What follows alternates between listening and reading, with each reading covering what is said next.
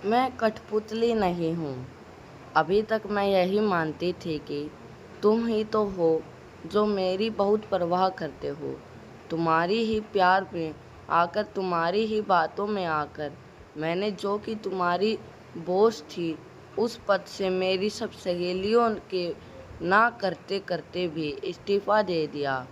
वह तो भला हो मेरी कंपनी की बॉस का, उसके कहने से मैंने 1 साल की छुट्टी ले ली, लीव विदाउट पे।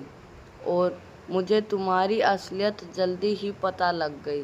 समय का पहिया 9 महीने पीछे। मेरी और रोहित की शादी एक प्रेम विवाह थी। मैं रोहित पर आंख बंद करके भरोसा करती थी, उसकी बोझ थी, मगर उसके प्यार में ऐसी पागल हो गई थी कि मुझे अपना अच्छा बुरा भी नहीं नज़र आता। मेरे दोस्तों ने मेरे को समझाने की कोशिश भी करी, मगर कहते हैं ना, सावन के अंधे को तो सब हरा ही हरा नज़र आता है। ऐसा ही मेरा हाल था। उधर रोहित गणितरीबाज था।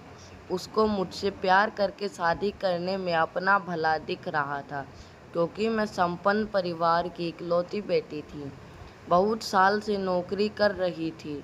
मेरा खुद का बैंक बैलेंस भी बहुत था। उसने अपने माँ बाप को भी मना लिया और मेरे माँ बाप को तो मेरी बात सुनते ही थे। जल्दी ही हम विवाह सूत्र में बंध गए। हनीमून पीरियड ख़त्म हुआ। उसके बाद जब हम ऑफिस जाने लगे, एक दिन रोहित ने मुझसे कहा, तुम ऑफिस जाते हुए मुझे अच्छा नहीं लगता। इससे तो अच्छा होता तुम नौकरी छोड़ दो। मैं अकेला काफ़ी हूँ कमाने वाला, और तुम्हारा बैंक बैलेंस तो है ही। फिर क्या ज़रूरत है नौकरी करने की। मुझे भी नौकरी पर जाना अच्छा नहीं लग रहा था। मैं अपना पूरा समय घर को सजाने में और सबको खुश करने में, पति को खुश करने में लगाना चाहती थी। तो मैंने नौकरी छोड़ने का फैसला कर लिया। ऑफिस में जाकर जब मैंने अपनी सहेली से बात करी, उसने मुझे बहुत समझाया कि तू नौकरी मत छोड़। फिर मेरी इमीडिएट बॉस ज्योति ने मुझे बोला, मैं तुम्हारा इस्तीफ़ा मंजूर नहीं करती हूँ। ऐसा करती हूँ, तुम्हारी 1 साल की छुट्टी मंजूर कर देती हूँ। तुम लीव विदाउट पे ले लो। घर में ऐसा ही बोलना कि मैंने नौकरी छोड़ दी है। जिस दिन तुमको लगे यह नौकरी तुम्हारी है, यह पोस्ट भी तुम्हारी। ज्योति की सद्भावना देखकर उसका मन गदगद हो गया, मगर उसने मन पक्का कर रखा था। उसने कहा, ऐसा मौका ही नहीं आएगा। ज्योति ने कहा, ठीक है, नहीं आएगा तो 1 साल बाद में मैं तुम्हारा रेजिग्नेशन मंजूर कर लूँगी। वह खुशी खुशी घर आई। घर को बहुत सुंदर सजाया। रोज़ तरह तरह का खाना बनाती, सबका ध्यान रखती। थोड़े दिन तो सब अच्छा चला।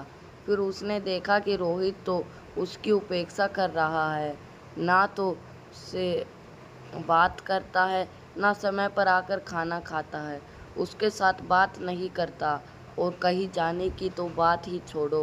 पूरे दिन या तो ऑफिस में या लैपटॉप में लगा रहता है। उसने 1-2 बार रोहित से बोला, मैंने तुम्हारे लिए नौकरी छोड़ दी। मैं घर पर तुम्हारा इंतज़ार करती रहती हूँ, और तुमको बिल्कुल परवाह ही नहीं है। तुम बिल्कुल मेरी ध्यान ही नहीं देते हो। शादी से पहले 6 महीने तो तुम कितना मेरे पीछे पीछे घूमते थे, तब और अब तो जैसे मैं तुम्हारी ज़िंदगी में हूँ ही नहीं। इस पर रोहित ने बहुत बेरुखी से जवाब दिया, क्या मैं बीवी के पल्लू से बना रहूं? उसने कहा, पहले तुम शादी से पहले कितनी बातें करते थे। शादी के बाद 6 महीने में भी तुमने कभी मुझे यह महसूस नहीं होने दिया बहुत प्यार करते थे। मैं तो अब भी वही हूँ, कितना ध्यान रखती हूँ, तुम्हारा सब कुछ करती हूँ। तुम हाँ कहते हो तो हाँ, ना कहते हो तो ना। तुम मना करते हो तो मैं पीहर भी नहीं जाती। तुम तो ज़रूरत है तो मैं पैसे भी निकाल कर देती हूँ, मगर तुम तो मेरे से बिल्कुल ही उखड़े उखड़े रहते हो। ऐसा कब तक चलेगा? इस पर रोहित बहुत अपशब्द बोलने लगा और भी बहुत कुछ उसने कह दिया। आपने पैसे का घमंड करती है और भी क्या मेरे सिर पर नाचती रहेगी। उसको बहुत ही बुरा लगा। शाम को वह बाहर से ही खाना खाकर आ गया था। वह खाना लेकर बैठी रही, टेबल पर ही सो गई।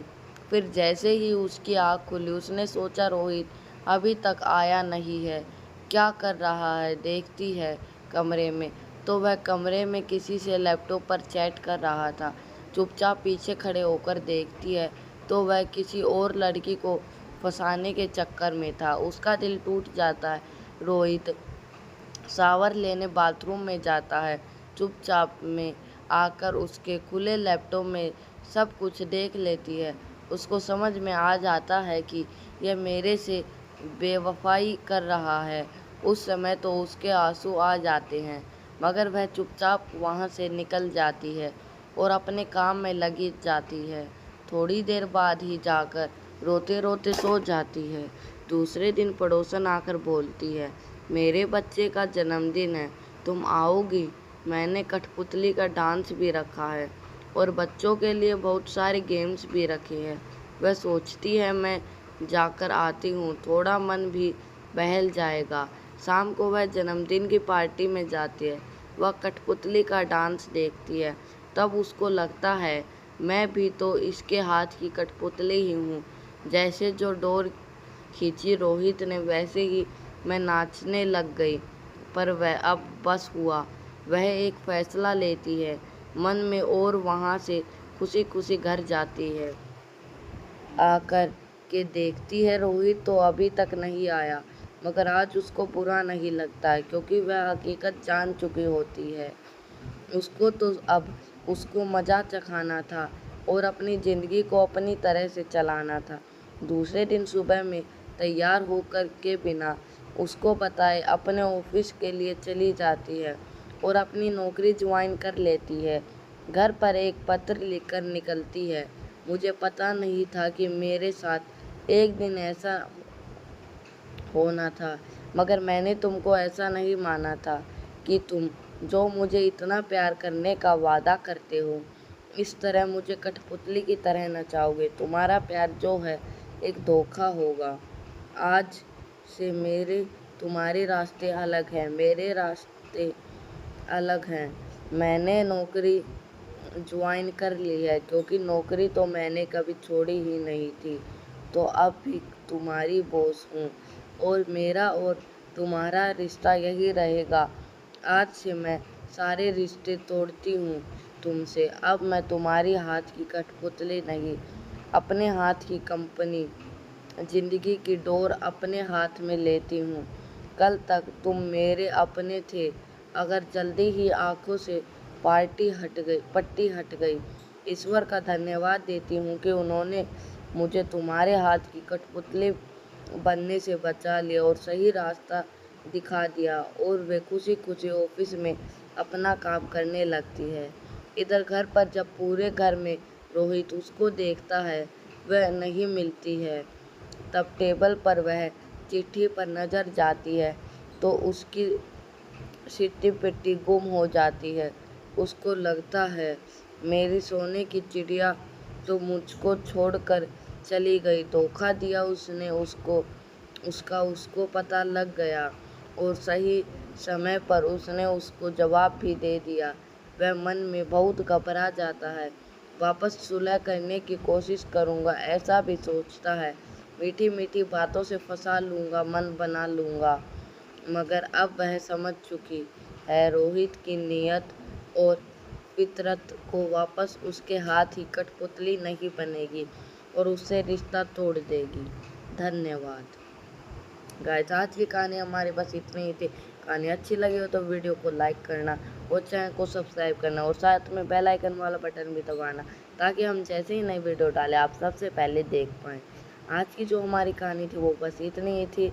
आई होप आपको कहानी अच्छी लगी होगी तो वीडियो को लाइक और सब्सक्राइब ज़रूर करना। आज के लिए बस